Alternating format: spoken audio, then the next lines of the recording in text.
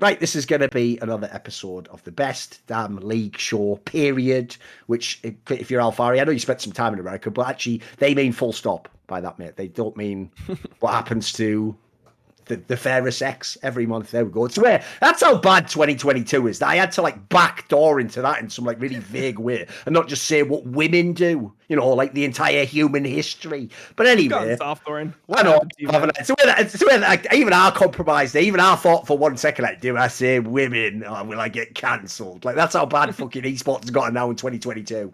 But speaking of getting cancelled and things going to shit in esports in the last few years, Alphari's here. Remember him? He used to play. Well, you weren't. That's true. Listen, it's not like I made it up. He was literally the best player in LEC on the worst team in the whole league while getting paid sweet fuck all, Dom. While at the same time, the org was like, can I just have some of that money back, actually, as well? And then after all that, then they were like, don't worry, though. We'll offer Mithy a contract next year to play for nothing, you weak piece of shit. And then he just left. And then he ends up in Team Liquid. I thought, all right, it's cool. He's probably all right now, Dom. He doesn't need my help anymore. He's in the top team, millions of dollars. And what's that? A caster who's already was a known egomaniac has gone mental and has destroyed the whole team spirit. Oh, well, that's all right. It's all right, Dom. I'm not even an expert in League of Legends. I won't be required to solve this problem. What's that? No one else is doing anything. Well, better put the old fucking hard hat on and go back to work again. No, here's the thing about Barry, because I haven't had you on any of my shows since that whole Team Liquid drama, etc. For obvious reasons. It's been a while now, right? I wanted to just ask at the top of the show before we get into it. This will be an LEC show. And it will be about talking about all the teams and recent results, blah, blah. But since we have you here as a rare example of a guest, let's talk a little bit about like what can you say about last year? Because I noticed, right? Here's the thing: as far as I can tell, whatever happened internally, once it was resolved, I will say you and the org did a pretty good job of making it so it wasn't like a recurring thing that you guys brought up. It seemed like it was squashed pretty quickly. You did that like funny thing I'll say with Steve, which I thought was pretty good, where you did that banter where it sort of tied into the meme about like the fucking whatever it was, Chipotle or whatever, you know, where you did the Jersey Mike's ad one, which is pretty cleverly done, by the way. It's a pretty good way to if people don't know, in esports you have to lean into the meme, because if you don't, the meme just gets out of control without you and destroys you. So I thought it was all pretty good. So what would you tell us? What can you say about last year, Alphari? Obviously, it's up to you how much depth you want to go into it, mate. What went wrong? I mean, I think the biggest issue, I mean, obviously, okay, so I don't think it's like just like one person to blame, although the biggest thing was that fundamentally the coach, Jat, he had too much power. And he just made like a really bad, stupid decision, in my opinion. Or like communicated in a really wrong way. And it was solo, and it was, ironically enough, in the spur of the moment with no like prior consent or like interaction with people. Right. It just kind of blew up out of nowhere, basically. It wasn't like things happened and then this was the sixth thing or whatever. But I thought he said publicly it wasn't a spur of the moment decision. He'd been thinking for a month, right? Yeah. Yeah, that's why I said ironically that it was in fact spur of the moment, Dom. Yeah, that's why I said that. No, I'm just saying, like, I mean, Chipotle or Chick-fil-A, you never gave us the fucking answer, so that's what we're really asking here. Chick-fil-A, okay. Of course. I mean, Chipotle is good too. All right, you can continue. Okay. I mean, it's hard. Like, Team Liquid just trusted Jat a lot, which is like I kind of understand, because ideally you do have like a really smart and good coach that you can trust and will make the right decisions and know what they're doing. But this isn't always the case. And more often than not, I think in esports, it's not the case, actually, that the coach should have this much power that they can make decisions like this, like that, without consulting players. So I think Team Liquid trusted the wrong person, which is understandable. I think he made a bad decision and communicated the decision badly, very badly to me, actually. And the follow-up was quite terrible, because I didn't hear from him about what his plan was moving forward, what I should improve on. He had like nothing for like a week. And then when we spoke, it was about how I hurt his feelings with my tweets, rather than like a plan moving forward or how we resolve this. I accept responsibility because I was pretty tilted at the time, being in America by the previous weeks. I don't think my gameplay was an issue. I think that this reasoning was insincere. And if you want to go more in depth as well, I would say, and I think most of my teammates would agree, that I was not the biggest tilter on the team, or that I was not the most negative person on the team. You were? No, I was not. You were No. not, right? Okay. Yeah, I think most of them would agree. Yeah. So I don't know. I don't know what his reasoning was too much. He told me it was performance and attitude related. But then afterwards, they tried to backtrack and said it was because of my personal issues, which I did not want them to then, kind of, go back and change it. I wanted them to be like, no, this is why we did it. Yeah. Even though they then tried to be like, no, it's because of personal issues. Yes. I mean, I was struggling because of personal issues, but this is not the reason that was communicated to me. So I thought that was disingenuous, and I wanted like what chat told me to be what the reasoning was. And yeah, I mean, Team TL, they like, he went, right? And I came back. Jenkins was good. He stepped in. He did good for the team. I think actually it brought the team really close together because there was already friction between Jat and 2 other players on the team in spring, like quite a lot. So there was already like some, existing tension between other teammates. Common enemy. Nice. Yeah, exactly. Common enemy. Yeah, it's true. And flaming somebody together as a team is like really good for team bonding. Oh, for sure. Yeah. So, I think it was like good for us in the long run. It was just like shitty circumstance having a coach that had too much power given his skill set, coach. But understandable mistake by TL. I was tilted because of some things in my life, but I was fine, I think. It was communicated very badly. The follow-up was bad. I think TL fixed it eventually, but it still rubbed me the wrong way that this decision was able to happen in the first place. After, from my perspective, I mean, I'm moving continent to play on this team. Sure, yeah. I'm giving a lot, and TL also knew about like some like hard stuff that I was going through at the time. Regardless, I mean, I don't think like the reasoning was good anyway, right? But I felt like this was just like a really disrespectful thing towards me, so I had a hard time. I don't know, trusting TL again after that. Yeah, but, for sure. That's kind of it. Let me ask you this then, right? You tell me if this is wrong, but like from what you're saying there, remember, I'm going to go on the public version. I'm only going to go off things that have been said by you and Team Luka. I'm not going to go by anything I might know privately, right? It sounds to me like basically the situation could be summarized like this. Even though on talk shows like this, people like me, specifically me, often say, I actually want them to give more power to coaches Alphari. But the reason why goes like this. I want it to be that when the coach really does put in a certain player or bench someone or do, like, I want it to be that it's his fault if he did or didn't do it right. That way, they can't do what they all do on these talk shows I have on, which is they go, I don't really have any power, and I couldn't even choose who I picked my player. I couldn't bench him either because he's more famous. So I hate that world, right? But this is the problem I'll say. The reason why I sort of get what you mean by like they give him too much power, especially considering, as you implied, it was only his second split as a coach. Essentially, he got his status from being a caster. It's not like he's some legendary coach who did 10 years of coaching. But the problem it sounds like is he essentially did have ultimate power as to who was benched or was allowed to play. And as far as I can tell, for just totally personal, petty reasons, he was offended by what you said or how you interacted with him, an interaction he had. He just chose that he was just going to essentially like keep you in prison. You're on the bench. And the problem, as far as I can tell, for Team Liquid was that they were painted into a corner where they gave him all this power. And essentially, there was only 2 ways it was going to go. Either he admitted, look, I am actually sort of abusing my power a bit. He's not really benched for the reasons I'm saying he is. Or I'm not going to admit it, in which case you have to fire me. Like, there's not really any. I mean, you can't reach an impasse there. Like, because as far as I could tell, the little bit I do know from behind the scenes is like you weren't the only player. That's the one part I found dirty about all that Alphari is like you said about them, like using your personal issues. They tried to spin it at the end, like you were going through some shit, and maybe you also weren't that good at the game. And then also they just made it sound like it was just you and Jat. Like there was plenty more people than Jat. The difference is some of the others are the sort of people who wouldn't fight back. You know, they were the sort of people who were just taking it. So what would you just say? Was anything off base for that? I mean, I will say actually, and this is kind of funny, but when I got benched, one of my teammates, I'm not going to say who, was telling me that like now's the time to like push for him gone. Otherwise, we have to wait until after Worlds. Okay. So yeah, you don't have to clarify, but did he say it with a Danish accent or a Korean accent or? Did he sound Americanized? Like, it all sounds the same to me. All sounds There you the same. go. There you sounds go. good. There you So go.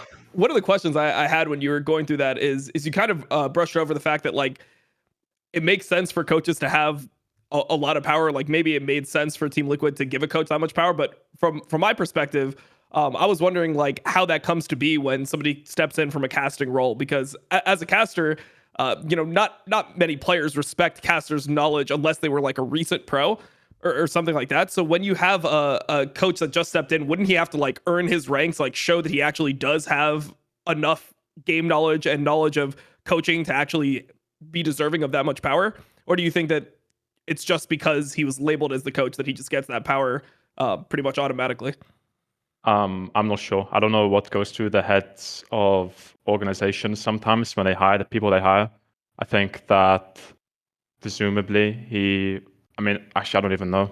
Actually, like I didn't hear great things about him the year before when he was first being a coach. So I'm not sure what made TL have that much confidence in him. Like I said, there were complaints about him in spring as well from other players. It just wasn't until the start of summer that there was friction between him and I.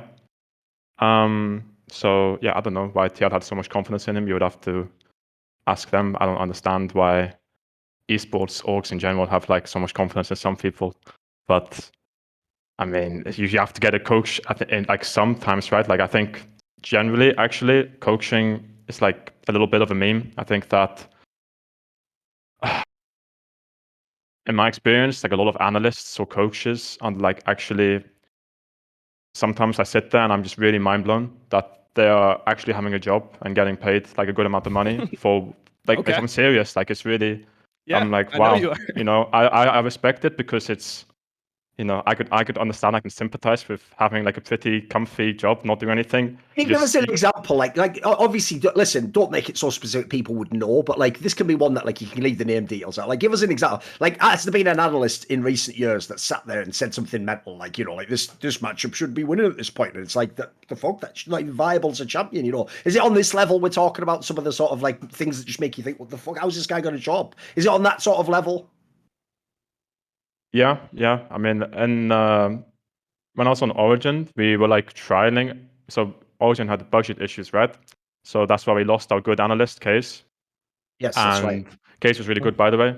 He's actually like one of the exceptions where he's good esports staff. We would recommend him to any org to hire, but he has like a bad reputation. But it's just deal with it. Ended up in the perfect org in that sense. Yeah, it's true. Yeah, here's some good org for him. Yeah, it's right for him. Yeah. But yeah, no, on Origin there were like some people that were getting like trialed for analysts, and it felt like it's just like a fan or like a caster, Right. a caster. So like a caster sitting in the room, Yes. and you give them the benefit of the doubt. You try to listen and you try to be like, okay, sure, it's like he's new, he's learning, maybe he says something useful, but eventually it's kind of like I don't know. Maybe I'm like flaming people too much, but of course there's like some useful people, but a lot of the time it's kind of a meme. I think that coaches, you don't have to be like this know-it-all League of Legends. I don't know, fucking who's the guy from? Yeah, like you don't have to be like knowing everything or be like perfect coach in such a young industry.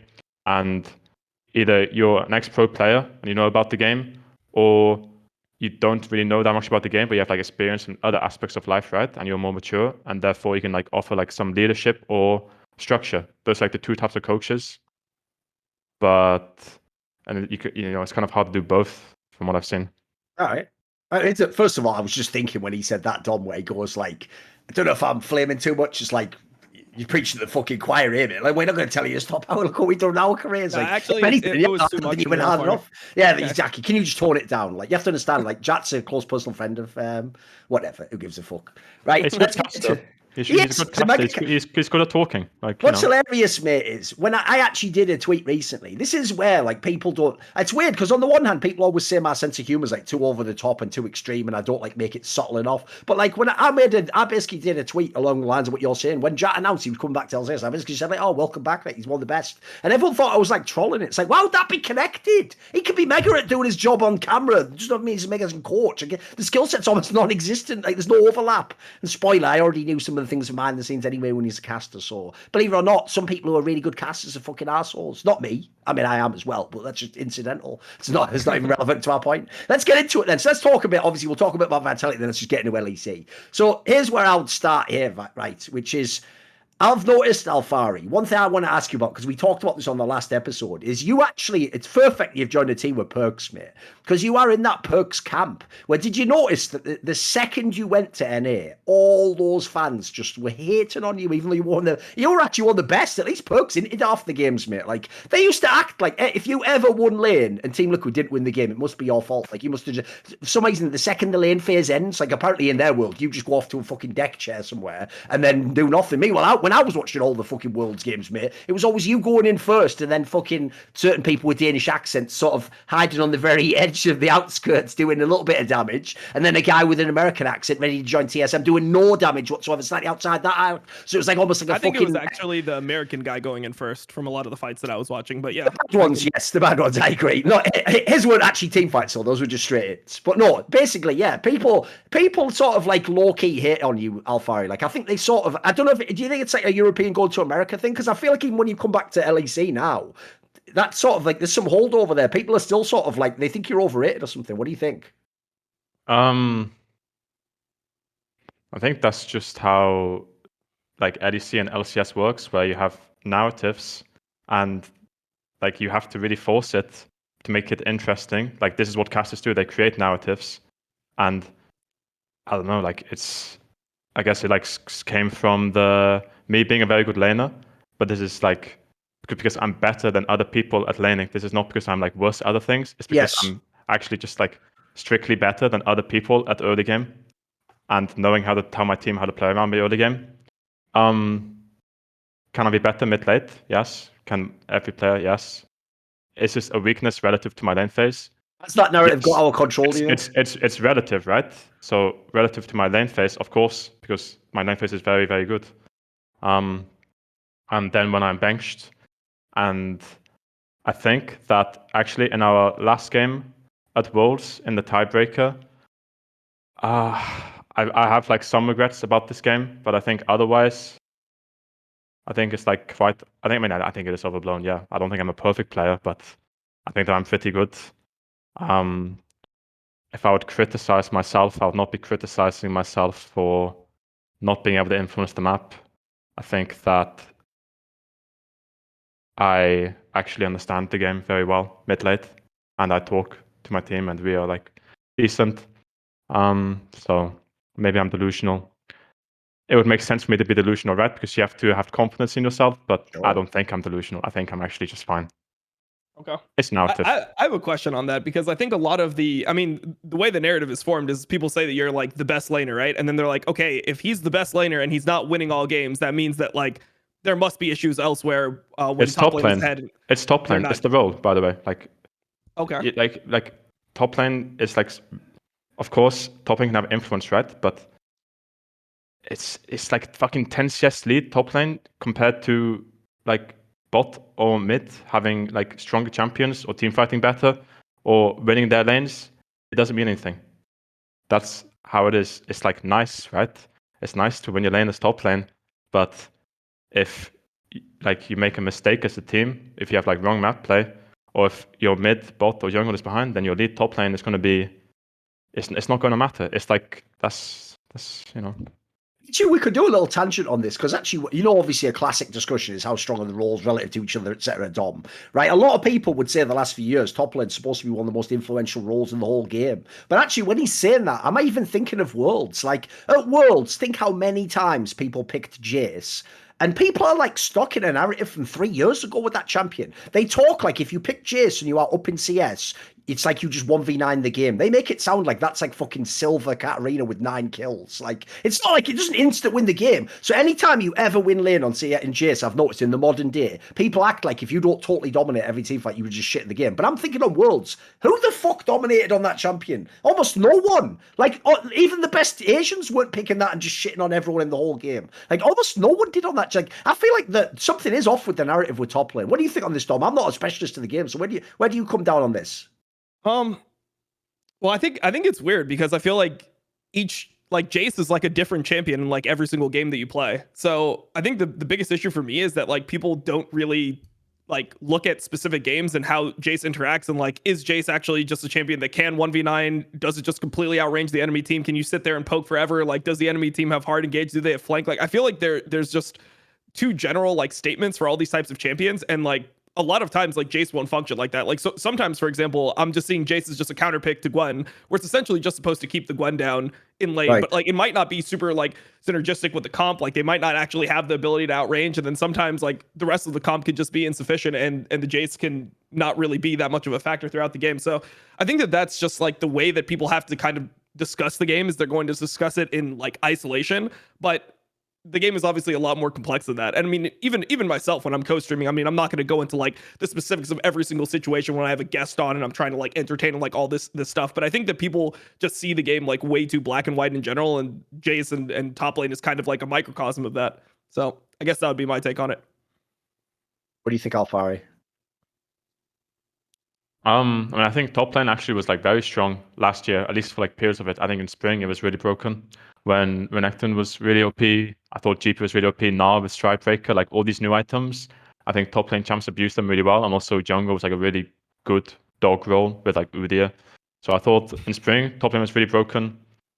But yeah, when you reach like high levels of competition, obviously as well, it becomes like harder and harder to have influence as well. Like in terms of individual, it becomes more about team play, and drafting is also so important. And there are some champions which, when they're in the game, an example of this is Yuumi at Worlds. It doesn't matter basically what every other champion in the game is doing. If like there's a Yuumi in the game, it's all about bot lane. This is like just kind of how it is. You can like make parallels like now as well, like Caitlyn. If Caitlyn's in the game, it doesn't really matter what else is in the game. The game is going to be decided like by the bot lane matchup if both teams are like functional. So there is just like this top lane is sometimes really impactful, right? But in terms of like winning lane by like 10, 15 CS, it doesn't determine a ton a lot of the times. By the way, since obviously we're going to get into like this split, etc., I wanted to ask briefly was, you were basically, like, if people don't know, I've alluded to some of this in the last off season, but a lot of people don't know the behind the scenes. This is why I have real questions, by the way, about some of those leaker guys who think they have all the connections. None of these stories ever get fucking told, mate. These would be fire tweets to put out, right? There's never been an official version, as far as I know, of if before Perkz joined Cloud9, as far as I knew, there was a super team like this with you and him proposed back then, right? Wasn't it like you two were going to hook up, and it could have been in Europe, it could have been NA, right? Yeah, there was like a super team. It was also with Vitality. Before we both went to NA instead. It was going to be with Fnatic. I was going to say Fnatic. It was going to be with Upset and Hillesang. There you go. Yes. And it was supposed to be with Skeens. And Perkz and Upset wanted Trick, which I also thought was like better than Skeens. I mean, Skeens is on the academy team now, so Yeah, sure. actually Skeens is really good, guys. He's on Fidelity academy team. He's really good. But I didn't want to play with him at the time, so I was like, and also I'd already made like a verbal agreement with TL, and I was pretty happy with TL. I thought Core JJ I thought the roster was really insane. I thought it's like good chance to win a split, right? Going to NA is like a little bit easier. I think it's like more stable than European teams, where there always seems to be like a new European team full of rookies, like an Upset. And I just really want to win a split. That's like my one goal. Like, obviously I want to win Worlds too, but like, yeah, of course. I've been playing for, 6 years in ADC, LCS, and I haven't won a split yet. So for me, it's like one step at a time. I want to win a split. So that's like was part of the reasoning. But yeah, there was like potential, like high chance to make like a team with Perkz last year as well. Yep, sounds good. I mean, on the questions that we had earlier about like you and yourself as a player, I know you said you're not delusional, but do you think that there's things like not regarding to yourself, but maybe how you behave in a team? Like, do you think you maybe like trust your teammates so much? Because I think what a lot of people see and what the casters will see is like there'll be a game where your team will be behind and you'll go for like a TP play and it will just result in nothing, and then pretty much like your lead will be lesser as a result of this play. Do you think that that has any merit? Like maybe you listen to team calls, or people will ask for a TP and you're not strict enough about telling your team when you can TP, when you can't, like all that type of stuff? Or do you think that there's just like, or do you think that that's kind of overrated? So like if I could give you an example, I think a game in week 1, I'm not sure like how much you value week 1. Yeah. I think it was like the Wukong game where you had a huge Yeah, lead, you were like solo killing. This game I felt like I should carry. Yeah, I agree. I think I played badly this game when I was ahead, but yeah, I mean I agree. I don't think that was anyone's fault apart from mine. I also didn't practice with the team for like the whole time. I had COVID, so I was like chilling in my apartment, being a little bit ill, playing from the apartment even for LEC when everyone else was at the office. But I was really far ahead, and my champion was strong. The rest of the enemy team was ahead, but I was so far ahead that if I played better, if I made better decisions, then we would probably win. But we were also overforcing too much, so it's like, they're both. But I take responsibility for that. I don't think it's like listening to calls too much. It's just I made mistakes. I think that these are the games that like drive narratives. So people will see that one game, and then if like there's no TP situations that like you're going to have to execute for the next 4 games, then that's just going to be the narrative. It's like, oh, Alphari's good in lane, but he sucks at using TP. Until there'll be like a stretch. And the thing is, like, the first thing that people will see will always stick more than like if you do it right. It's like you have to do it right like 8 times in a row, and then people will be like, oh, well, maybe that first one was actually a fluke. So at least that's my interpretation of like how the community starts like writing these narratives. I mean, it's just regular season as well. Like there will always be like stupid narratives in regular season to keep it interesting, and because best of ones are like so volatile, the package changes so often, teams have like limited practice. It's kind of like it's not exactly a flip who wins, but a lot of it is, any team can beat any team. I mean, you saw Astralis beat Rogue, right? Is Astralis a better team than Rogue? No, but any team can beat any team.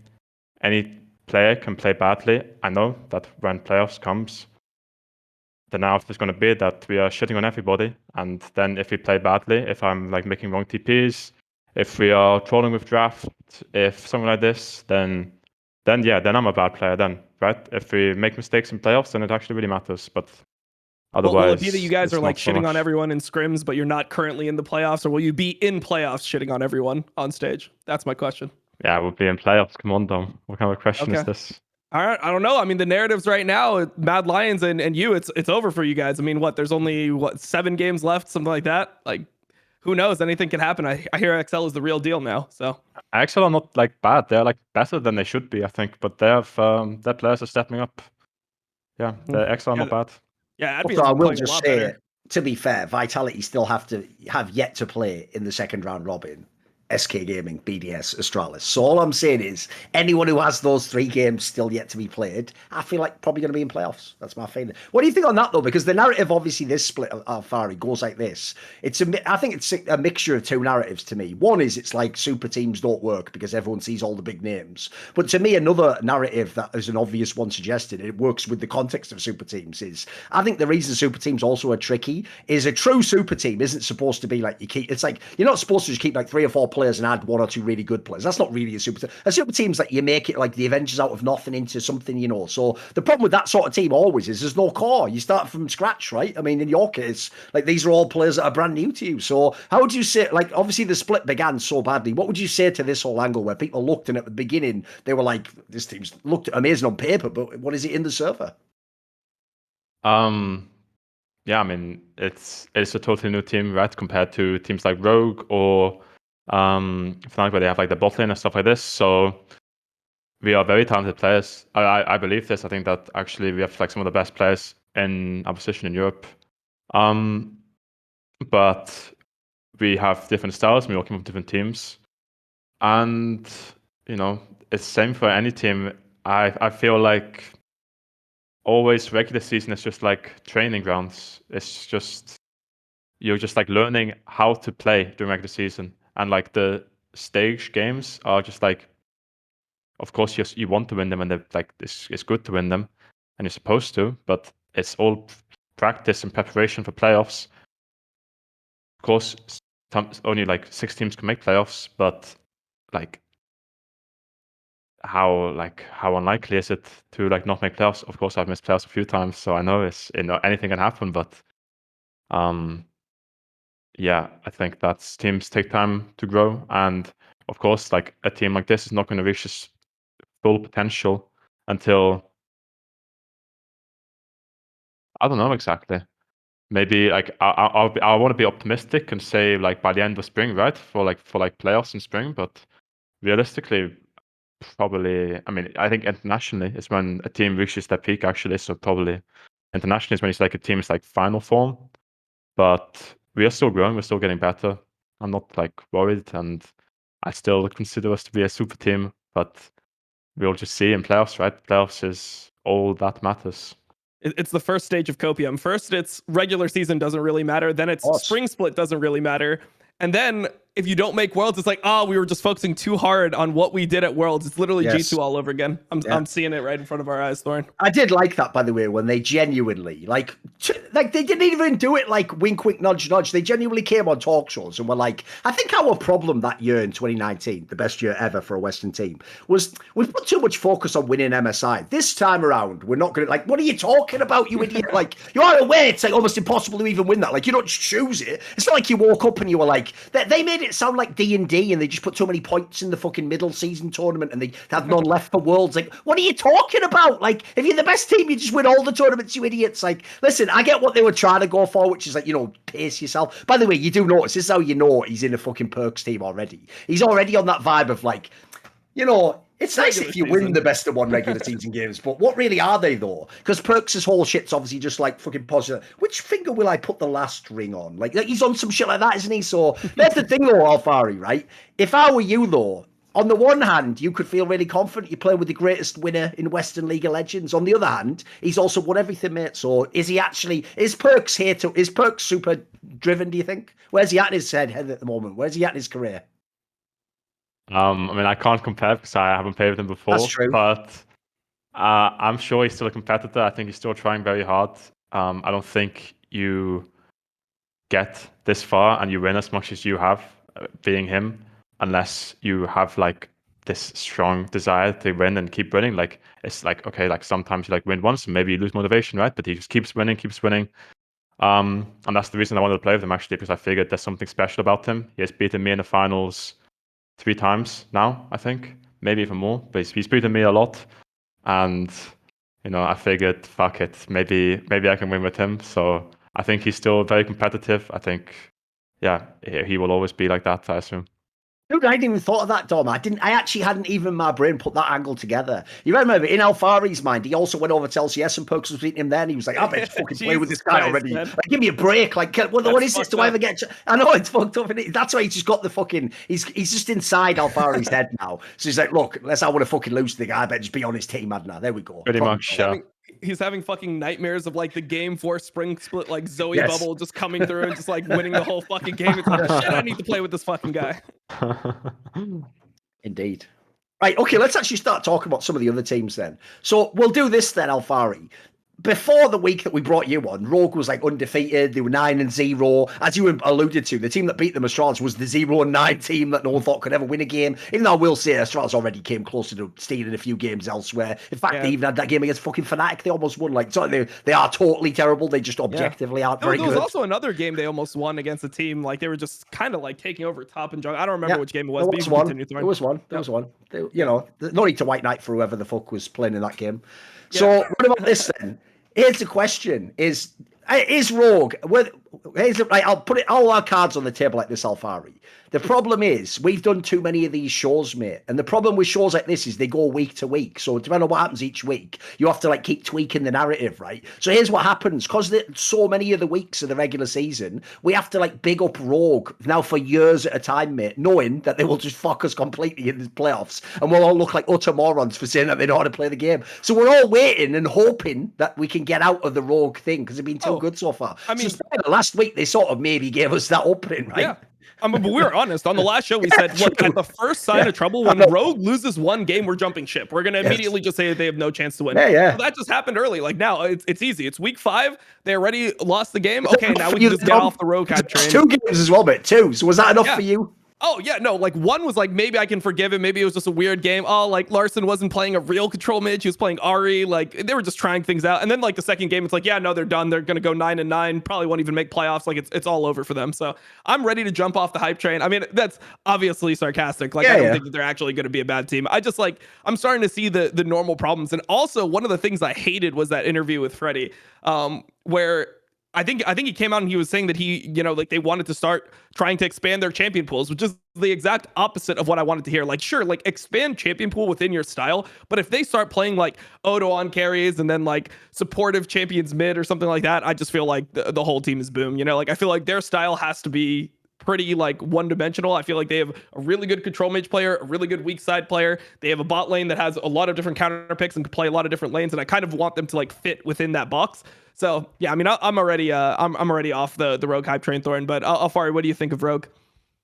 No, I agree totally with what you just said about them. I think they are very good at this one style, and I think that's also gonna be why they will not win, because that's all I think that their players have traditionally been good at for like the majority of their careers, and it seems to be like a trend with Rogue that they are like this. They know how to draft to win in regular split, and they're like not bad in terms of macro.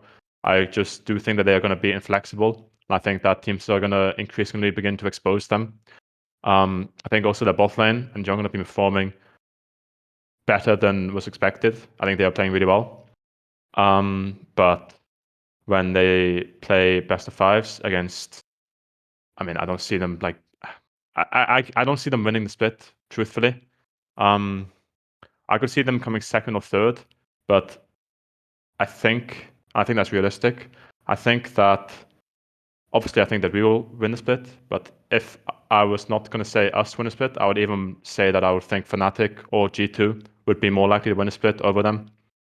In scrims, are they actually the team that we see in LEC? Like, have they been tearing it up? Rogue? Yeah.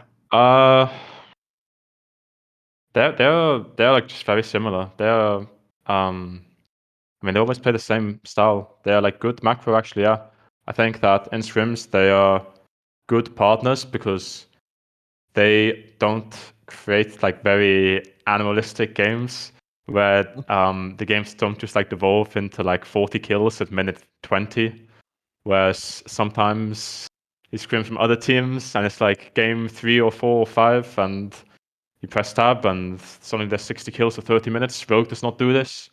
They will actually like play defensive when they're behind and make you like close out a game properly, which is like really nice for us and really nice for any team to practice against, because teams are not good at this when you like first start playing with a team. It's like very easy to be undisciplined when you're ahead, especially when you scrim teams and a team gets put behind and then suddenly their players are tilting, they don't want to play anymore, they want to open, and then rather than close out the game properly, you just find like a random player pushing a side lane too deep, you get a pick, you get Nash, and just like that the game is over. Rogue, they're just disciplined, and I think this is why they are doing good in regular season. They have players who are good at the style they're playing. The style is really good for regular season, and I think they just have like so much discipline when I see them play on stage, when I see them in scrims. But I don't think there's anything particularly special about this team, and I think that their style is, I mean, it's really obvious, and I don't think it's going to actually show up and win a split. But anything can always happen. I think they are just like trying very hard, and they are not a bad team. But are you guys the animalistic team? Are you guys the animals? He was implying Fnatic were personally, but that's just like sometimes we are animal. Yeah, I think that we have like tendencies to be a bit crazy in scrims. I think Fnatic are the team that when we scrim against the most. I mean, it's Hillesang's on the team. It's always going to be like this. When you have to think, if he goes for that shit in real games, what the fuck do you think he goes for in a scrim against like the worst team in LEC? You know what I mean? Like, I bet this guy has no red light whatsoever. Yeah, no, Hillesang is like polar opposite of whole Rogue team. Rogue are like, okay, let's set up defensive vision, let's blue trinket Nash, let's be safe. Hillesang is just behind you in enemy jungle. Yeah, when he's like 10k behind, finding like crazy flanks and stuff like this. So Hillesang is like really funny to play against always. Fnatic are opposite kind of to Rogue in scrims. But yeah, both us and Fnatic, I think, are like kind of animals sometimes. The thing I find really weird about this topic is, like, they've now in Rogue had these 3 totally different styles of play, if you think about it. They had the first one when they came in and they got the proper team together, where the joke was they used to just win every game by scaling. And that was it. They just tried to scale until they essentially couldn't lose the game. Then they had the style, which was last year, where it was more like, if anything, they were just too good early game and in the lanes, and then they would hope that, like, Inspired didn't have to do anything tricky and you just win the game at the mid game because you're just so far ahead. And then now they've gone to this style without Inspired and Hans Hammer, and again they've mastered the style that's working consistently. And the same story, the same thing I heard from all the other teams is that in scrims they were always the same and they would just play that style. Right, the problem I have is here, Dom. On the one hand, that's actually, in a sense, really good coaching, because one of the things I've always hated about doing these shows with loads of players is normally every story's like the Fnatic story there. It's like, right, we played against this team. They're one of the best teams as well. But really, the scrims didn't tell you anything because everyone was just going mental. And it was sort of like, you know, people limit testing. And then, you know, whoever won the game, it was never going to be like that in LEC. Well, the premise is supposed to be, from old school coaching in sports, you're supposed to practice the way you want to play in the game. And the idea is, when you drill that stuff in practice, it's going to be what comes out in the game. So on the one hand, that level of coaching, I feel like Freddy122 is one of the only people who've remained in the team the whole time. It seems like he's doing a great job. Like, I look at all these different teams, he's figuring out the style for that set of players. He's practicing the right way. They're playing. But here's the part where I feel like, I don't know if there's something disconnect with their coaching staff, is the reason I always bring up the angle of their choking isn't that like every player team in the team chokes or everyone made a mistake. It's that you just notice the more pressure they're under, the small cracks start to form, and it's inevitable eventually there's going to be a game where they break. Well, the problem there is, when I talk to the Rogue players, I didn't get the vibe that they as a team discuss like when things go wrong. It's more like, here's what we're supposed to do. It's almost like an ingredient list. Do these things and we'll win the game. Well, one thing I can tell you is it's probably a bit of an underrated and underappreciated aspect of coaching from what I've read about a lot of the great sports coaches. So I'll give you the best example ever. The most winningest NFL coach in terms of Super Bowl rings is Bill Belichick of the New England Patriots. And one of the things he's really unique for is he supposedly, when he trains his teams,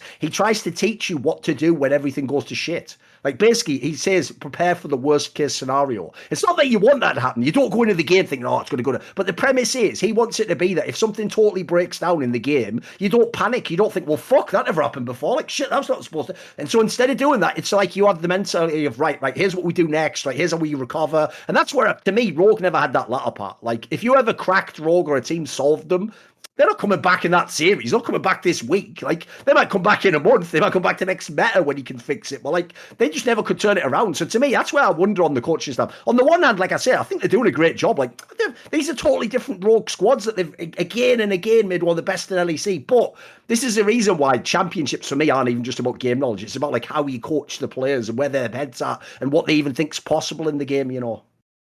It's an open-ended point there. Anyone could jump in on that if they want. Well, I mean, so I definitely agree that they crack. One thing that Alphari was talking about, which was like their read on the meta, like might be exposed in playoffs. I was actually wondering like deeper on if you think that right now their style is exploitable, like assuming that we have the same general type of meta. Obviously there's playoff patches and things could completely change, but I feel like right now the meta plays really heavily into their style. There's so many control mages that you can play that are all really good, or even like Corki that functions essentially like a control mage. I feel like weak side top laners are plentiful, where a lot of times, you know, tanks have been shit for a while, but now you have like Orin, you have Sion, you have Gragas, you have a bunch of champions that you could play. Do you think that their style couldn't just be like played regardless of what other teams do in terms of targeting them? Or are you saying more in terms of how teams will play against them? It'll be easier to play against a team if you spend time to actually just prep for them. Yeah, I think the style they have is like, I mean, it's already nerfed now with like, I mean, you mentioned the control mages, they got nerfed. I think that as well during regular season when teams are not as good, having like a very easy to execute comp, like weak side, strong side, scaling mage, dog jungler. This is all they're doing every game. Every game they're doing the same thing, and they're playing really well, and they're like playing macro good as well. Like they're like, this is what they're good at, right? This is like a formula. They have like a formula to win regular season, but yes. I don't think that it's going to be maintained. I think that it comes down to teams like recognizing that they're doing the same thing every game.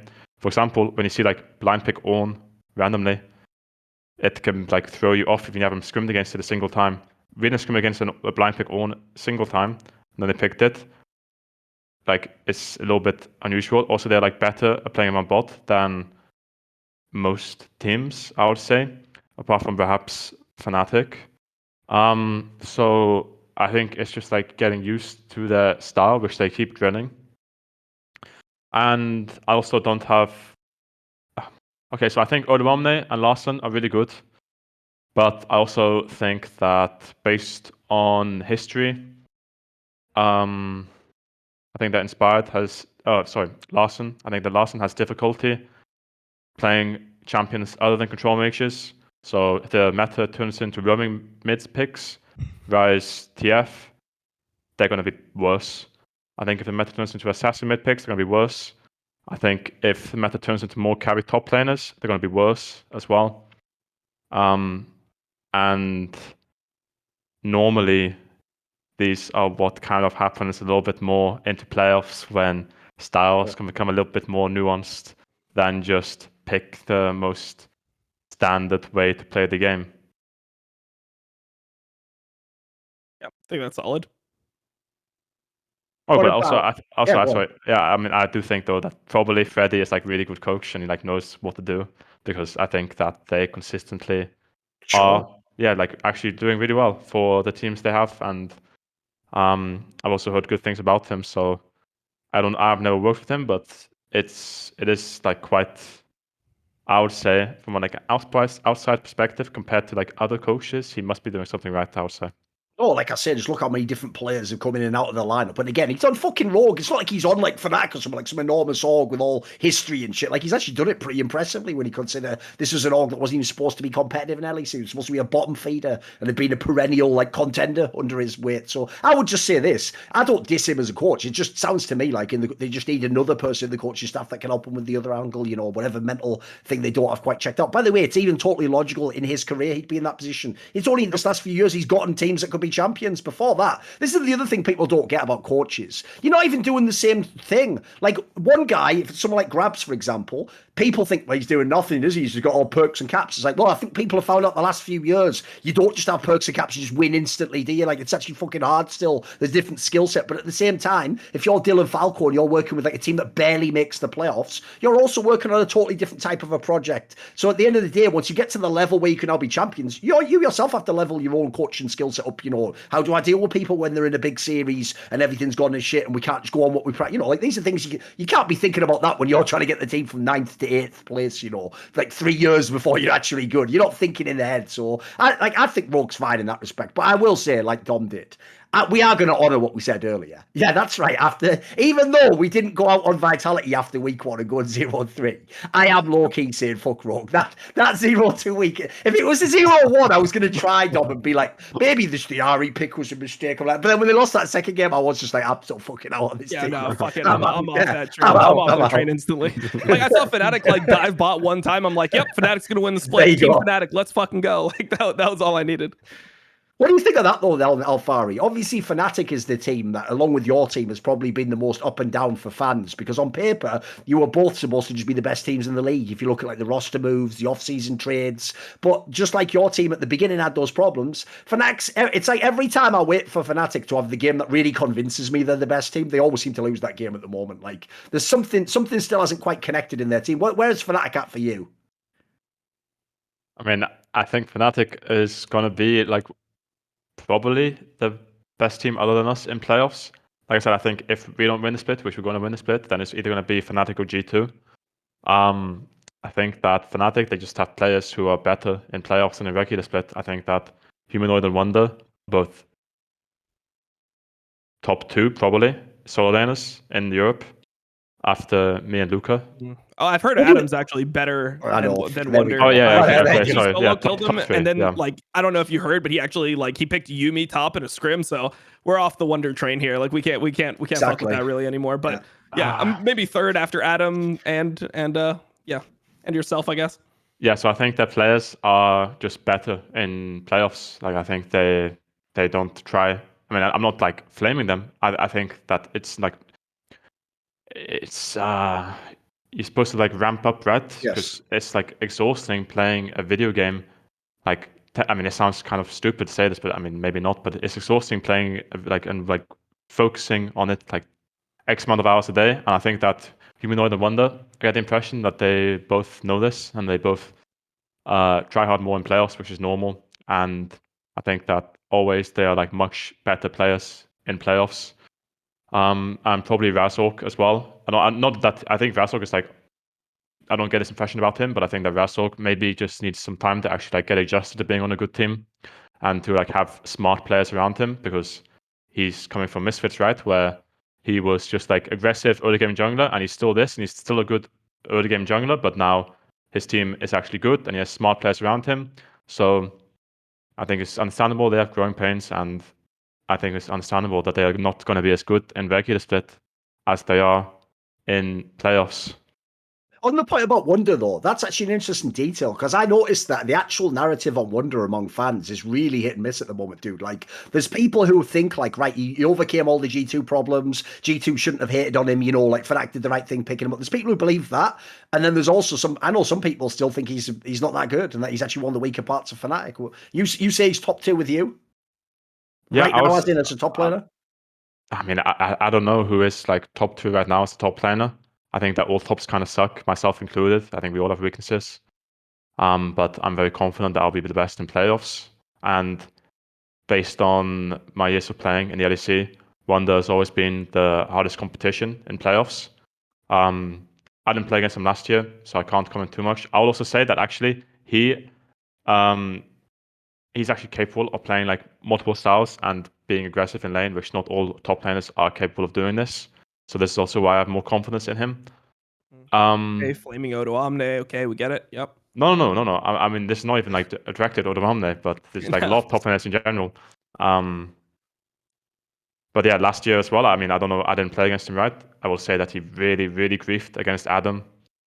Like it was the worst series of his career, probably, right? But doesn't make him a bad player. It's just one series. If I would pick Adam or Wonder to go on my team, hypothetically, if I'm GM, after the series, I would still pick Wonder like 100 times out of 100, because like, don't be stupid. It's one series. Wonder is way better than Adam. Prepare the fucking twit longer, Thorin. No. We're going in. We're going in on this one. Thing is, I can't even lie. That would be so hilarious, right? Because it's true. That is what pros would actually do. Like, even after that series where you saw it looked so embarrassing, like you say, like Adam just made it look foolish.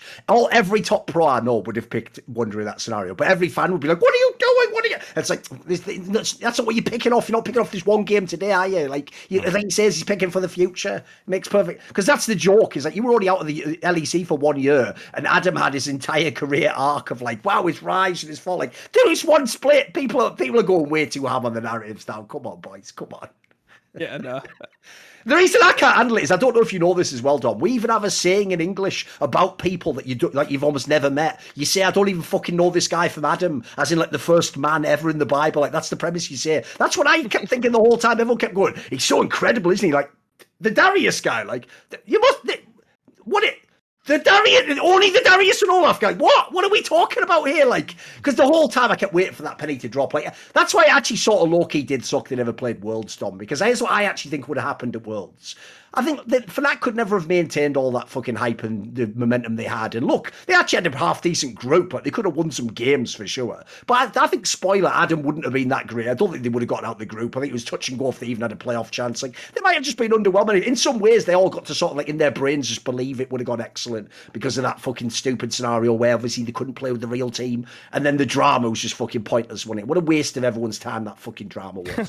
What a waste of everything. Wasn't even good drama, was it? It was just garbage. It was just people saying, like, it's the way the Adam guy at the end, he still sort of doubled down on, like, I had to say what I had to say. It's like, the whole point is you didn't. That is the whole premise, Adam, was you didn't have to say any of that. Like, you just caused problems for no reason. It was pretty much just like, yeah, I mean, I think it's because of your wife. And then, like, Upset would respond like, no, there was actually other stuff, not just my wife. And then Adam would just say the same thing, and then Upset would say the same thing. It's like, what the fuck is going on? We really needed like some more roster moves in the offseason, because that shit got like that's how you know the community was starved for content. It was like, oh, like, babe, new twit longer drop. Like, now we have like Adam saying the same thing again, but in more words. Like, I don't know, man. It was pretty rough. But I'm actually happy to see that the narrative has changed on Wonder a little bit. And I feel like the way that this thing works is it's always like who spoke last. So now you've had you had Yamato come out with a interview where he said, "Oh, like this guy is an absolute professional," and that kind of like got the community more on his side. And Perkz kind of said the same thing.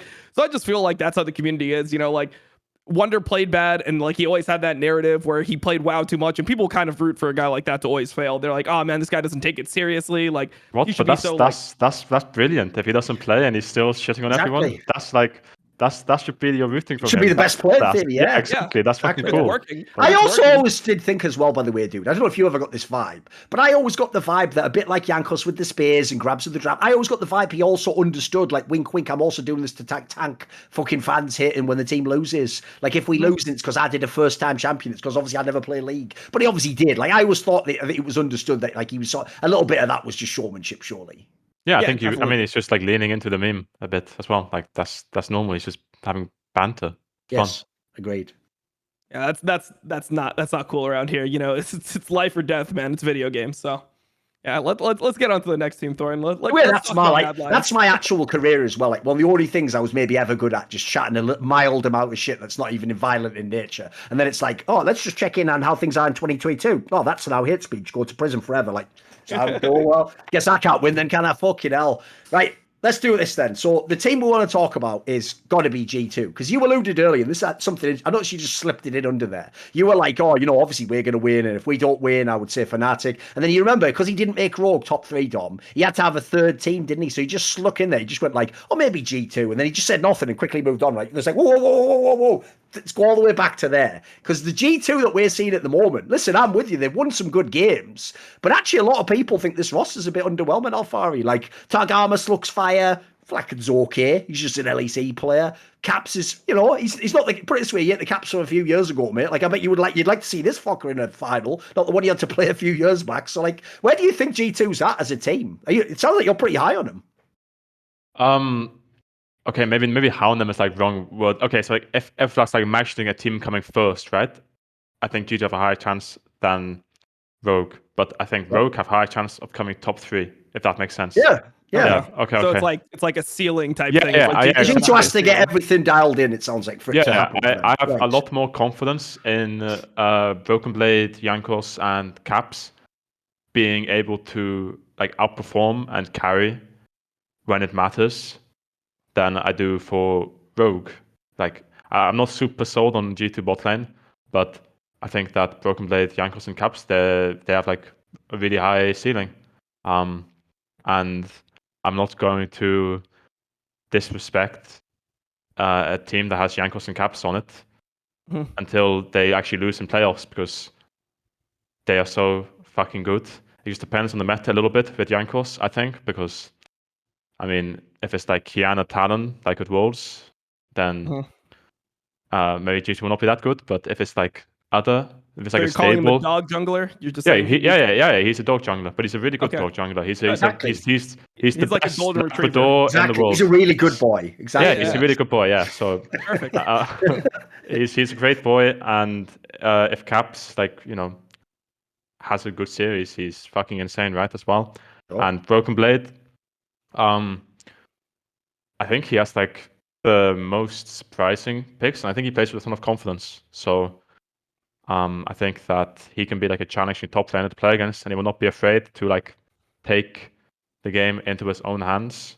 Whereas I don't think a lot of players, a lot of top laners will be willing to do this. So I'm a fan of G2 just because of their top side compared to other teams. I think they have good ceiling, so I would not be surprised if they are good in playoffs. But the bot lane is kind of weird. I don't know about bot lane. Dom, right? Obviously, your people know you're friends with these people on stream loads of times with Broken Blade, and he was a player you did push for this move to happen. Spoiler, like you did do it at the time when it was sort of known behind the scenes it might happen. But that's just the way the industry works. In case fans don't know, like it's not like you made it happen by bullying him or whatever the fuck. But what I would say is this, right? Where do you actually think Broken Blade is at right now, though? Because on this team, like I have to say, Dom, I'm not like underwhelmed. Like first of all, I didn't think he was the best, but like I don't think he's playing bad in any respect at all. But I did think this sort of a team setup, like when they signed Flacked, basically, mate. My first thing I thought was like Broken Blade better be like absolutely one of the best top laners if they want to win in this team. I mean, I don't know. I mean, I still think he's top 3. I mean, if I were to say top 3, I would say like in no order. I would say Alphari, Wonder, and BB seem like the best to me. I mean, I think there's players that are more consistent than BB. The thing about BB is he's always going to be the type of guy that wants to play like the super outrageous champion picks. He's going to be like, oh man, this is like really a Kiana top lane here, and it's like, dude, are you sure like that's a Graves that you're playing against? And he'll just fucking do it either way. And he'll try to make it work. I mean, he loves to have like a specific counter to everything, but I feel like that's kind of the way that this team is set up to function. You know, like it doesn't seem like for me, Caps is like he's really desiring specific counter picks a lot of the time. It feels like a lot of the time Caps right now is, hey, pick me Ori in a fine matchup, pick me Victor, whatever. I don't know if that's necessarily just because he's playing with Broken Blade or just how he feels right now. It doesn't seem like he's as confident as he once was. So I feel like their team makes sense. Like you have BB as the person that's going to be like the wild card in your team, and I like that for them. I think the thing that's still interesting for me, and one thing I wanted to ask you about Alphari, is how you perceive Caps now, because obviously when you last played in LEC, this guy was like by far the best player in the league. Like no one was even close to as good as Caps. At least that was like the perspective, the perception of him. Most people would say even in the world, he was like one of the absolute best players, right? Forget even just Westerners and shit. Like, he was better than some of the Korean mids I used to watch, you know. Definitely. I mean, like I did a tier list before 2020 Worlds, and I put him second overall, and that was fair. Like that was drama right there. That was drama. People are like, what the fuck does this guy need to do to be first? Like, how are you putting like, I forget who I put. Maybe I put Showmaker above him. Probably Knight or something. I'm guessing if I had to guess one of the two. Maybe Knight. Yeah, maybe I put somebody like that above him. But yeah, I mean that was controversial. And now obviously Caps just doesn't seem like he commands the same respect. Like no one's going into games like, how many Magi stacks is Caps gonna get this game? It's kind of just like he's a normal player now. So what is your perception? Do you think that people were maybe like too high on him before, or do you think he's still like, you know, really good and he's maybe underappreciated now? No, I don't think people were too high on him before. Like he ran in like 2018, 2019, at least 2019, he was really insane for sure. I think that his style is definitely noticeably different now, because before it would be like he would just play any champion. I think that he would rather counterpick, and now I do feel like he does tend to rather play safe as opposed to being kind of crazy with how he plays. Maybe that's just like G2 in general, right? Because into like 2019 when they had Perkz, AD carry as well, they would like they could play any champion, they would just like not give a shit, and they would just, it was like they were playing to have fun, but they would happen to win and stomp people. But yeah, I think that now Caps, he seems like a much more standard player. I don't know if he has as much confidence anymore, because he does seem to prefer control mages. I still think he's very good, but I also think there are like other very good mid laners in LEC now. I mean, Perkz is competition for him again, right? And Humanoid has also become very good. I mean, maybe not doing Reki this season all the time, but I think Humanoid is actually like really insane too. So and Larson, yeah. Yeah. I mean, actually, Larson is like really good control mage player too, right? But everyone just forgets about Larson all the time, man. That's just what it is. Like anytime you have conversations about mid laner, they're like, sure. Yeah, Larson. Like if we were to be realistic at this point, right? Larson's got to be in the conversation for being one of the best players of the split so far. And sure. For some reason, people just love disrespecting. It's the thing, dude, because he's a mid laner and he has choked a few times. Like, this is the other thing. People are now going to find a way. Like, even if Rogue wins, he won't be the one who gets the credit, mate. Like, I've already seen. I noticed, by the way, just because it's Larson and his baggage, already it means that comp now has like a serious MVP candidate like status, because they have to find some other players to give the credit to. Like, can't be on one because everyone knows he's a dog for his whole fucking career. Obviously, Malrang's just some Korean guy just going all in instantly in the game. Like, so it has to be Larson or comp, and everyone's going with comp now. I noticed they've sort of shifted off Larson completely. He's not even a player anymore, mate. I want to let you finish your point, Alphari, on the, because I kind of cut you off when you were talking about. So you were saying that like there's more competition now for Caps in the mid lane. Yeah, I think there's just like more competition, and he does not seem to be as crazy as he used to be. Like I think he's still good, right? But the difference between how much better he was than other players is like not there anymore. He used to be like a lot better than other mids. He used to be really creative with roaming. When I remember like 2019, not like mids in Europe were like not roaming very much, and they were not playing like these weird counter picks, and they were not playing the map as well. So I think players caught up a bit. I think he's maybe just like playing more standard. He's still a good player, right? But he's just not, the best in the West or the best in Europe, I would say, anymore. That's all. He's still good. He's just not like, wow, it's Caps anymore. Whereas before, it's like, shit, this guy's really good. Now it's just like, okay, if we're playing against G2, they have strong top side relative to the bot lane. That's it.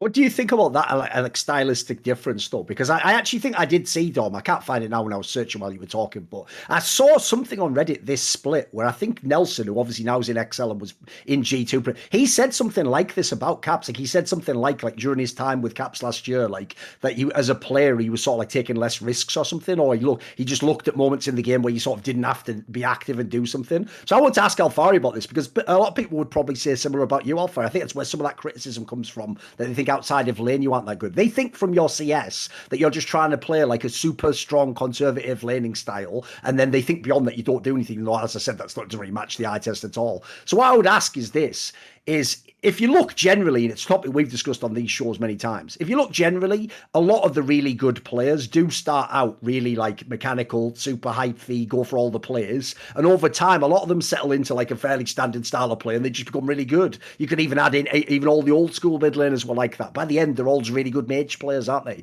Right? What would you say to that? Because I think it's pretty rare that you have great players that stay as aggressive. Like the rare examples, funny enough, were the people who win Fnatic. It was people like Bwipo and Hillesang. I can't really think of many others who just keep that like level of aggression and style. So what do you like? Do you actually view it as a negative? Like in your own style of play, would you say you play a bit conservatively?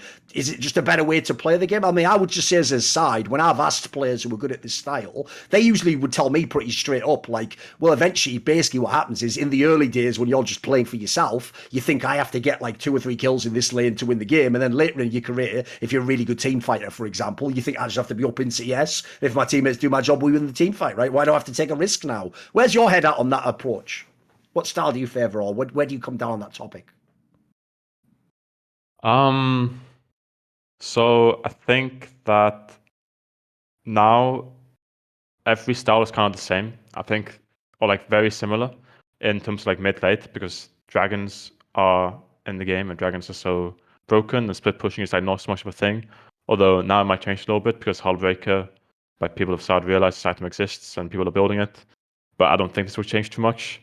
So I think that now it's like maybe harder to be creative, and also teams like, you know, it's just normal as a like sports or esports develop that, like, I don't know how to say it, but the differences, or like, I mean, people just leveled up, right? Teams level up and they grow like an understanding of the game. Yes. If you would put fucking, I don't know, Misfits from now against G2 in 2019, Misfits probably win. Like they would be like smarter, or they're like really like good competition, right? And that's not because Misfits are a better team now than G2 were in 2019. It's just because teams in general are smarter, and players know like a lot more about the game.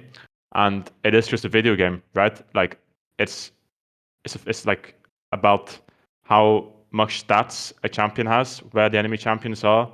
It's about seeing the information and doing the right thing with that information. And so often early game, it's like it's all rehearsed time and time again, like hundreds of times you rehearse early game over and over. So it's like you can't be super creative early game generally, unless it's like something weird in the meta, like Janna top, like some weird game-breaking thing thanks to a weird patch. And I would say as well that because of dragons, the game has also become more stale, or maybe not stale, but systematic. So A bit more telegraphed, like you know exactly where everyone's going to have to be at right times, etc. Right? Yeah, exactly.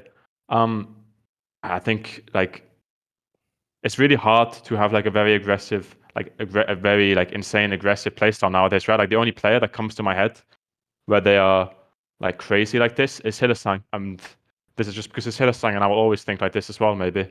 But if you like look at every other player in LEC, it's not like anyone else has like a very unorthodox style. Every player plays the same. It's just that some players are better than others, and it's like marginal differences as well, right? Every player is good. It's just that there's like marginal differences, and every player plays similar, but it's like different champion pools sometimes. Yeah. That's amazing. He actually just recited exactly the speech Kazi gives at the end of every review session. He must have just learned it by heart. Fair enough. Okay, so okay. Well, I had to blame someone. Someone had to get some blame there. Whatever. It's just random by the by. I know it's by the by. It's whatever. Well, I mean, so when you were talking, I was also thinking about like how the game has changed. I mean, in season 11, a lot of it was just full clear jungling. When I think Caps was like at his best, there was a couple things that were just fundamentally different. Like junglers had a lot more freedom. I mean, there was like set jungle and like Volibear jungle and like all these like weird gankers that didn't really have to clear and hit certain timings. And then also like TP changes. I felt like Caps was one of the guys that would TP in the early game to other lanes way more than everyone else. Like everyone else would be using first TP on their turret, and Caps would be like, I don't care about like, if I lose the wave or whatever, I'm going to like TP to a bot lane fight. Like he TP's mid, I'll TP bot, and I'll actually get something done. So I feel like the game is actually fundamentally different. But there still is like some things that make me feel like his confidence is off, which is like the flex picks. Like when I think of G2 when they were at their strongest, with Perkz 80 carry and Caps mid, I thought one of the things that made them so strong was all the flex picks that they had. They had like Syndra bot that not many people were playing. So they had Syndra mid or bot, and they both were excellent at it. They had Yasuo mid or bot. They're both excellent at it. Even like Zoe was a flex for them. So there was so many different things that they could actually play together that I thought just gave them like this like scary Dude, they had a three position flex pike, for fuck's sake. Yeah, they had 3 position flex pike. That's like, pretty good when he can flex at 3 positions. Yeah, Rise could be flexed like mid top, and I feel like that was something that I was kind of hoping that they had with Broken Blade, because when I think about Caps and Broken Blade as players, those are 2 players that I feel like can play anything. Sure. Like they don't really have like defined styles where they're going to be better or worse. I just feel like they're just pretty versatile in the champions that they like to play, and they like having big champion pools. So I guess that's kind of what I'm a little bit disappointed in watching G2 is I'm not seeing any of those flex picks ever go towards like Caps. Like if a Yone is picked now after what we've seen, it's like, yeah, it's probably just going top. Broken Blade's probably playing the Yone, where normally I would want to see like that be actually more of a draft condition that people had to work around. I'm not a huge fan of just seeing like on Caps locks in Oriana like at the beginning of the draft. Like that is a bit boring, I will say. Come on, mate. Your Caps. Caps with the big P now. Well, which is ironically the one that's more passive, but it is what it is. I forgot what I was gonna say. I think about flex picks, right? So you were talking about flex picks in 2019. I think one of the reasons G2 were actually so insane and why they were so good is because of flex picks, right? And it's also because the players enabled them. But this was also like the only time, or like the first time, at least in Europe, I'm pretty sure that flex picks became like a thing. And every single team was trying to understand and learn flex picks, but teams were just not good enough compared to G2. Like they were slower, and it was like a new thing. And G2 were kind of inventing flex picks as well. And this is like one of their strengths. Like actually, they like kind of invented flex picks compared to the rest of Europe. I mean, maybe it's like because the players back then were like not capable of playing all these mechanical champions compared to now. Hence why you see, I can't think of like many. Expect SOAS guys like this top lane, right? You can't see them playing like Aurelia or Akali compared to, Broken Blade, right? Just as an example. Hence why new players come in, because you just have to like the game evolves. And in 2019, it's like the first time, at least that I can remember. I'm pretty sure it's the first time in my career that there were like real flex picks in the meta. And now everybody knows about flex picks, and also the meta just doesn't allow it a ton right now. But let's say Aurelia is a broken champion, Cap's gonna play it. Like I have full faith. If Akali is broken champion, Cap's gonna play it, and Broken Blade's gonna play it, and they're gonna flex it, right? It's just right now, they are both playable champions. It's just they're not like super OP, and it's not like flex picks are like a new thing anymore. Yeah. I mean, when I used to watch old G2, you'd see Gragas Yasuo, and like for everyone else, Gragas Yasuo was like, oh, that's a mid jungle, right? Like it's always just Gragas Yasuo standard. And for G2, both of them were flexes. Like the support, it could be Gragas Yasuo, like AD support. Probably had the best, yeah. The joke was they had the 2 best Gragas players, and neither of them were mid or fucking or jungle, right? I mean, pretty much.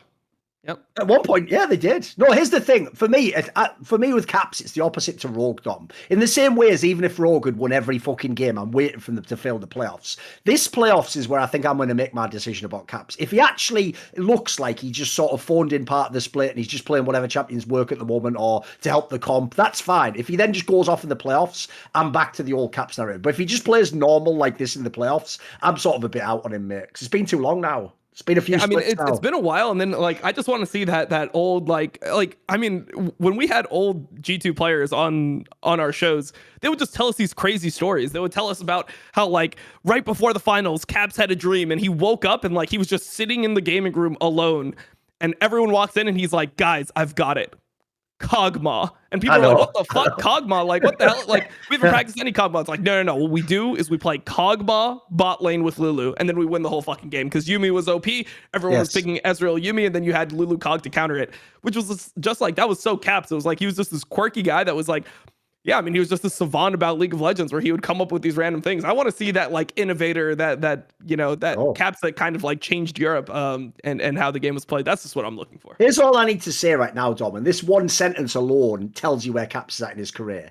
If Caps is playing at the moment, I go, all right, might check it out if the comp's good. If Vethio's playing, I'll probably watch every game, mate. That's all you need to know right there. Vethio is what Caps used to be, mate. Not quite like I'm not going to put him to like wreck all the Koreans. He still has to level his career, but like that, he's an exciting player like he used to be. Like he might just pick a champion and just shit stomp the whole game, mate. I miss that, Caps. That's what used to be so exciting. I miss that. Definitely. Yeah. Now, obviously, like, look. On the other hand, though, maybe we can ask Alphari about this. I did get sick of having to defend about a million questionable ints from Perkz last year. So I do enjoy actually that Perkz just sometimes plays boring, normal mid lane champion style, believe it or not, Alphari. I like just having I like it when he has a normal Orianna game. I think that's cool. I think it's cool to not have to every game. Do you not remember the action? That was pretty wild. Listen, I'm sure he has like a designated int game every now and then. Yeah, it's just in his system, isn't it? Like, I mean, look, he just to get it out. Look, Vitality players are consistently trying to gaslight us that week one didn't happen. So, like, if you bring things up like this, it's really hard for the narrative. Like, are we supposed to like actually remember the Akshan game and like your Wukong game? No, you are. It's really funny. It's a hilarious game. It's supposed to remember it. Why not? I mean, look, I know I'm like generally one of the biggest Perkz defenders, right? Like, so people always just say like, oh man, you're just fucking like, you just always say some shit. I'll just say the first 3 levels looked pretty good. Like the first 3 levels, like the Akshan was pretty far ahead. And then he just completely ran it down for the rest of the game. But the first 3 levels actually seemed like they had some value. You know, maybe the pick could work. You can just nod it to Yasuo Diana. I think exactly. Yasuo Diana with the marksman mid lane. I mean, it's ambitious, right? And I respect the confidence. By the way, what was the main reason why you wanted to play with Perkz? Is there some specific reason? Because like I said, you obviously could have done it in the past as well. Is there some key reason why you want to play with this specific player? It was the Akshan, I think. It's like it's actually just because he keeps winning pretty much this, and I do think he's a good player, but he also just like keeps winning all the time. He's beaten me 3 times, and I want to win. And yeah, I figured I have highest chance of winning with him after his track record. So especially against me, and he just always wins. So I want to get aboard the train and win as well. Does that make it like harder? I just have a question. Like, does that make it a little bit harder to be on the team and like actually like put your voice forward in what you want to do? Because like you're playing with this guy that won all the fucking time. So like if he's saying like, hey, I want to play the game this way, and you're like, I actually don't agree with that, I want to do something else. Does that make it harder to like have your voice? Because I mean, if I was in that situation, I would probably defer to the guy that's like won all the time. You know, like that's the reason I'm here. So I guess that would be my question for you. No, because talking about the game, it's a conversation. It's not I have this way, so therefore we have to do it. It's I have this way, okay. I have this way, I disagree. Why do we disagree? We talk about it, and a conclusion gets reached, right? And this is how it should be. So. But are you more willing to compromise? Are you more willing to compromise as with like because he's such a successful player? No, okay. I mean, I will like if I don't understand something or if I disagree with something, it's like it's my responsibility to discuss it and to learn about it. It's not just like blindly saying yes just for the sake of avoiding conflict. I'm supposed to understand it because it's important to understand concepts and how to play the game actually when you're playing the game. And it applies to him as well. Just because he's a good player, he also has to do this. This is also why he's a good player, because you have to set aside your ego and be willing to discuss things and know that, sure, you've won a lot, but winning doesn't make you perfect player. The game is always evolving. There's always new ideas. And also, like, come on, like, realistically, a reason why he's won is because he's willing to say, okay, I was wrong here, or, okay, yeah, let's change my opinion on this. If you're being stubborn and not accepting criticism or being willing to discuss things, you're not going to win. Yes. That's like, it's a team game. You have to be willing to discuss things. And the point of a conversation is not to be, I'm right, it's to reach the right goal, So he's good at this. I think I'm good at this. And also, I mean, I was on a team with Core JJ, and he was respected a lot more than anyone here respects Perkz. I mean, everyone respects Perkz, you know, but Core JJ was like, he was king because he was world champion, which is fair enough. He's really insane. But yeah, you just have to talk about things and understand it, because that's how it should be. Dude, I think what you said there earlier actually nails something that I feel will be a misunderstanding people have. When you said earlier the comments about, like, you know, coaches are a bit of a meme, and sometimes you can be paired with a coaching staff member in a big org, but you might be like, how's this guy even getting the door? Like, what's he even talking about? One of the main flaws I've seen, by the way, dude, is like, first of all, there are definitely pro players who do the mindset of like, everything you tell me is supposed to be some amazing shit I've never heard, and it's supposed to be like the newest stuff, which is, by the way, any player who has that, you don't understand coaching. Like, that was never what the coach's job was. He wasn't there to fucking like unlock the secrets of the universe. Like, he's there to help you. Unless you're on C9, unless you have LS as your coach. Obviously, he is for real there to unlock the secrets of the universe, but that's the whole reason why he's LS. No, but in this particular case, so it's like Alphari says, you are there to essentially facilitate conversations by which the players and you collectively figure out the solution. So to me, that's the real reason why some of the coaches I know that do have some game knowledge have failed badly,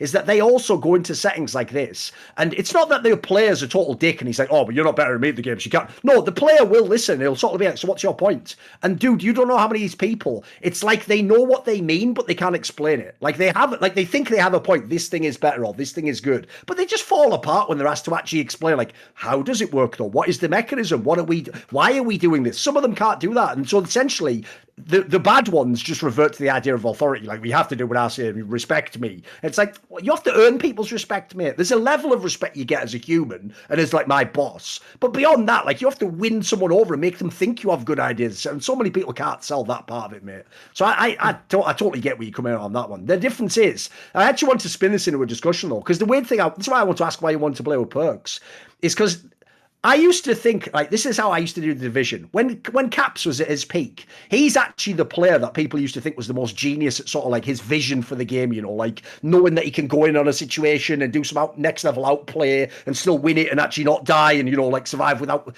burning flash in lane or kill all these amazing Korean players, right? He reminds me of that famous quote people have where they say that, you know, like a great player can hit a target no one else can hit, but like a genius can hit a target no one else can see. Like, you didn't even know it existed. I actually think in some ways though, I'm more now towards the side of Perkz being like that though, because the thing with difference is, it makes sense to me that Caps could go for these insane players. His mechanics were like unbelievable, like inexplicably good at the time. Perkz actually, even when he's at his worst, even when he's in games, when I see the players he goes for, I'm like, even though he didn't land it, like, I didn't even know that was possible. He could win the game at this moment, like, or that there was even a way through this fight. Like, I think he actually has, Perkz has some sort of crazy vision for the game as far as I can tell. Like, I don't know where he gets his like idea of what to do, but like the amount of times, essentially, he's one of those people where even when he hints, sometimes I'm like, maybe that wasn't an hint though. Maybe he just fucked up slight execution. Maybe that was actually the most genius play. Maybe I'm just the pleb on this one. That's what I genuinely think when I watch him play, you know. Yeah. I mean, I do maybe think he's seeing things. Maybe he's seeing things at times, because I'm not with him all the time, but there definitely are like a lot of plays where I'm just like, okay, this is actually a winning play. I think he does it a little bit, but I think that's like part of his charm, that he doesn't. He's like not afraid to make plays, and he doesn't tilt as well, and he like keeps like thinking about how to win the game. So yes, a lot of players, especially in like important games, by the way, a lot of players is really easy where you make like an int play in a competitive game. Like, let's say, I don't know, in like, let's say like the action game, for example. It's easy to do like a game like this and then be like, I don't want to play action again, or you know, just lose confidence in an aspect, or maybe like shut down for the rest of the game. I don't think he is like this, and this is like, you know, such a huge factor. You don't have to be, I don't know, like Uzi on Adderall, just never like making a mistake, never missing a CS, being able to play every single champion in the game. What's more important is actually learning from like throughout the split and having like good understanding of the meta and like what you want to play, like having good prep, and then I don't know, like the experience factor he brings as well, not choking when it matters, because so many players actually do perform worse when sure, even if they're like really insane players. Like I'm not gonna like this. They do perform worse, and I think it's kind of the opposite from like playing against him. whenever I play against him in playoffs or have done, he's always been better than he has been in regular split. And like I said, that's all that matters, right? It doesn't matter if you're like inting. I mean, it doesn't matter a little bit if you're inting, but like it doesn't, you know. I'd rather a player who ints me every game in regular split, and then we get to playoffs and he's smurfing and he's picking the right champions, he's not tilting, he has the experience, and he knows as well what the enemy players are thinking. He's just like a sense. He has a sense for the map as well. Like you said, he has a sense for the game. So yeah, that's how I see him. Have you sensed any of like, because I mean the way you talked about it before wasn't that he did anything like just from like the eye test that made you be like, oh, I need to play with this guy. It was more just like, you know, you said that he just won a lot and he was constantly beating you, and that's the reason why you wanted to play with him. Have you kind of like picked up on anything? Have you like started to sense like, oh, like I'm starting to see why this guy's a champion so far? Just, or is it? Yeah. So I mean, I remember him. He was very in 2019. I remember him being on 2020 as well. He was like more creative and he like pushed how to play with fog more than other players, especially when he was playing sideline. Like he would cheat waves a lot, which was, I mean, it was like a thing before, but it wasn't like a huge thing that I was like aware of. And then he started doing this a ton when he was playing AD carry. He would always like cheat a wave that he wasn't supposed to take because he was playing with like information. Things like this, I think that he's like really insane. Zoe, TF, Rise, and there's one other champion, but I forgot what it was. Maybe, yeah. But he has had some like really insane games versus me. Oh right. Where just versus me, where I'm like, damn, okay, like, you know, this guy's really good. And I don't think that. Okay, so there's a difference. When I was playing NNA, like he was the best TF by far. He was like, and it was like obvious as well. And maybe it's like a team thing, but TF is like a really macro champion, and you have to make the plays yourself. Like you can't just like wait for like your team to call. You have to be the one being like, okay, and you have to like do it really fast. You have to tell your team kind of what to do. So there's like obviously he's like really good and clutch, like the Zoe bubbles you're talking about versus me. Like he's really good on the champion that other players have difficulty making work. So there are like, I get you said eye test things. There are eye test things too, but you know, he's good. Yeah, I don't know what else to say. Funny thing is, though, even though like people will take like say like you just won against me as like a glib statement, there's like something more there that people won't get, which is when someone consistently wins year after year after year. Remember, it isn't the same game they're playing. The meta's changing, their teammates are changing, the opponents change. Like what you should literally do, and this is a real piece of advice if you're a pro player, if you ever get in a team with someone like that, literally try and absorb everything from their brain. So ask them every question you can, and literally even in reviews, just ask them why did you go for that though? Like literally, all you're trying to do is steal little secrets. Because one thing I think is a mega underrated aspect of all competitive sports is that everyone's doing that all the time.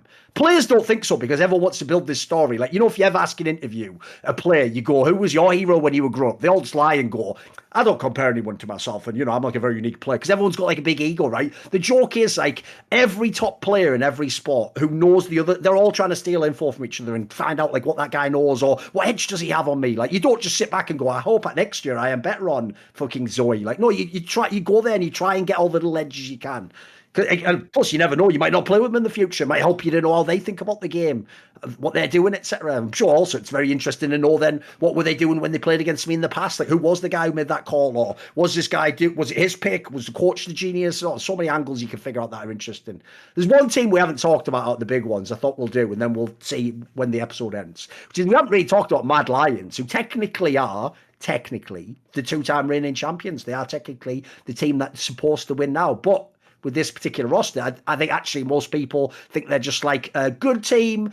Maybe for some people they've been third or fourth. I notice you haven't really like they don't seem like they've had their chance as the top contender. Right? I noticed you didn't really mention them earlier on, actually, when you were talking Alphari. And in fact, you nobody's even said the word Armut so far, I don't think. So where does Mad Lions factor into the equation for you? I mean, I think they're just okay, honestly. I think that they don't have great carries, like good enough carries to win the split. I think they're not bad players, right? But I think that Alyoya is really good. But in thinking you don't really rate Armor, it doesn't feel like you vibe with him, mate. It doesn't feel like you're kind of top laner. Yeah, exactly. It's like the opposite of I know, like exactly. He's like, I'm gonna pick Wukong either way into Karma, go down 40 CS, and just say that the matchup's unplayable. I'll show up to team fights. I Like, know. can you imagine Alphari being like, yeah, no, that's how I want to play the matchup. Like, Dude, the give me joke Wukong is here into the Karma. the way Team Liquid tried to present it. You'd think he was doing that every game. That he was like, "This is actually an impossible play up. Watch this. It's going out like this." Like, no, thank Yeah, God. I mean, shit. Like by listening to them, like I was really shocked at the fact that you were able to teach Jenkins how to play GP even better than yourself. Like that was actually crazy. Pretty good. yeah, I'm too good at teacher, I guess. Yep. Nah, Armut, I mean, I do rate him, but I don't know. He's just like, I would not. I think he's like top 5 top laner, right? That's like I don't think he's bad, but I also don't think that he is anything scary. I just think that the scariest thing about him is giving him like a good angle to play like one of his Wukong? weird picks. Yeah, exactly. Basically this. Just don't give him like a free lane on Wukong. But the reason Wukong is not like a very broken champion is because it gets abused in early game. And you can like if you win early game and you play good, usually you win the game. If you like that's just like if you have a lead, of course you're more likely to win. You a lead versus like it's just maths. But Armut is fine. I think Mad Lions really benefited from having Humanoid last year. I mean, Kazi as well. Kazi is really good too. But they seem to be like, okay, last year they were like still not great early game, right? But they were always coming back. But now they have Unforgiven and Rika in rookies. And I think they both have potential, but they're just like missing I don't know, whatever shot calling they had that enabled them to constantly be threatening to other teams in the NEC despite constantly being behind. And that's like a really unique, that's a super unique strength to have as well. Like most teams cannot do that, but this was like Mad Lion's strength last year that when they were behind, they were still like gonna win, or they were still gonna out team fight you. And yeah, now not only are they still like meh early game, just because of how it is. I think Elio is really good, like I said, but that's not enough sometimes. They don't have the fire, I guess, or like the shot calling or the game sense to come back. Maybe other teams are playing better. I'm not sure what it is, but yeah, I don't think Mad are gonna be like a title contender. I think they are a fine team, and I think that Unforgiven and Rika have potential. But that's kind of it when I think about them. I don't worry about them at all. You know what's so sad there, Dom, is when he was mentioning all that stuff about Mad Lions. That actually, I said at the beginning of the last episode, like there's not the same like spice in this split, despite all these crazy off-season moves. That's one of the things that also has sapped a little bit of my enjoyment of LEC. There was almost like a perfect anime storyline last year, where like Rogue was always amazing in the regular split, but you knew they were going to fall apart in the playoffs. And then Mad Lions inexplicably would just win 1 million games from slightly behind at 18 minutes in the game, and they were just like they were the fucking protagonist of the anime that is going to make it in the end somehow anyway. Like they were the fucking cunt always being like, wait up, Yogi, what about this card? Like, and it's always the fucking card that they need or whatever. Like, but that was like mega compelling to watch though. Like, obviously everyone knows it kind of got a bit like we kind of got a bit screwed on that storyline at Worlds because they had to play Damn One straight away in the quarters. We didn't get like the real series. Like, if you could run that back and give them any other fucking first round opponent, would be amazing. Who wouldn't? So there is no team like that right now, Dom. There is no team with that like sick fucking macro like that. There just isn't, is there?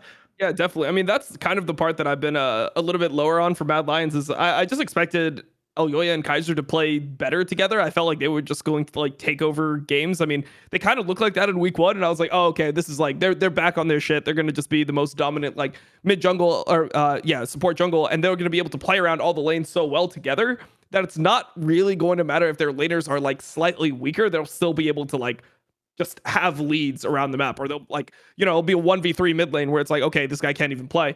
But it just feels like they are a little bit lost without Humanoid. So I think that's one of the parts where I'm starting to like think about like, was it Kaiser like leading the whole like mid game, or was Humanoid really just like the genius of it all? I know people have given Humanoid their props, but I felt like it was impossible for Humanoid to be micromanaging Elyoya and Kaiser to that degree. Yes. Like to me, it seems like they are definitely playing worse together than they were before, not just based off the fact that they have like a different mid laner. So I guess that's my take there. But the other thing I wanted to say, Thorin, is I like how you set that up. You're like, oh, like, is there something like, you know, like there's this Armu guy that came in. Is there something that you might not like about him? Like he came into the league, won 2 titles, like instantly, like he was playing Wukong into Karma. Like Alphari, you were there sweating your ass off, like with like a 30 CS lead, like getting 10th place in fucking summer 2020. Like, is there something that you like don't see like that you don't like about this guy? Because I would fucking hate that guy if I was in that position. I'd be like, he's the guy with the silver spoon. Exactly. Just rolled in. Fucking, what's going on? I'll play Wukong. Ding, locked in. It's like a skill matchup. Nah, it's impossible. Actually, I can't possibly win this one. Lol. Can you believe it? That was in a final. He won. Like what? I know. I'd still roll that back and like, is this real? Is this like a fucking massive episode of Punk'd or something that just never ended? Like this is it. He's not really in LEC, right? This isn't real, surely. Yeah, no. It's a bit of a gifted career, a bit of a charmed career. He's got the 2 titles already. I shouldn't have brought it up. It's too fucked up. It's a bit fucked up, isn't it? Come on, what do you think, Alphari? Because you and Duncan are over there, just like fucking. Maybe one day I'll get that LEC title. Like, and this motherfucker just rolled out with TCL's got 2 already. Nah, I didn't feel bad or like anything about this, like about the armor at all. I already had that a little bit with Bipo in 2018, where he came in and won straight away after like the most unlucky like incident with SOAS, right? He comes in, and then he was just shit talking. Like he's like, I actually think I'm the best top laner in LEC. Yeah, so holy fuck. It's just like that, right? It's just it's just a grind. You just have to keep going and believe that you will win eventually. And I mean he did good to win. I respect the balls to pick Wukong like he did, and he's like really good at team fighting with this champion.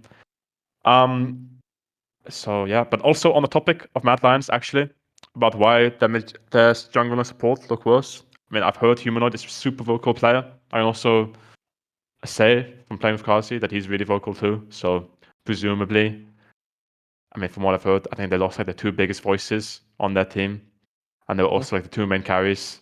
So they were replaced by rookies. The rookies probably need like quite a bit of time to, I don't know, develop the confidence or like the voice in game to be able to like fill those roles if they can. So that's probably why they're like much weaker now. Well, I mean, Alphari, don't worry about it. You'll get a title eventually. If not, you might just like end up like me, go through like 5 years, never win anything, and then end up having a talk show with Thorin in like 5 years. So I mean, who knows? So depressing. Wow. Right. Obviously, we talked about all the big teams there. Spoiler Alphari. This is where like fans complain on YouTube who don't have an outro. So I make a scoffed one every time, and this is the outro, by the way. Don't cut any of this. So obviously, one member of this gang might have to walk the plank because they won't be here next week. But be sure to rush back like Leroy Jenkins and watch your favorite show on the entire Esports channel. Whatever. There you go. That's it. That's the end of the episode, isn't it? So.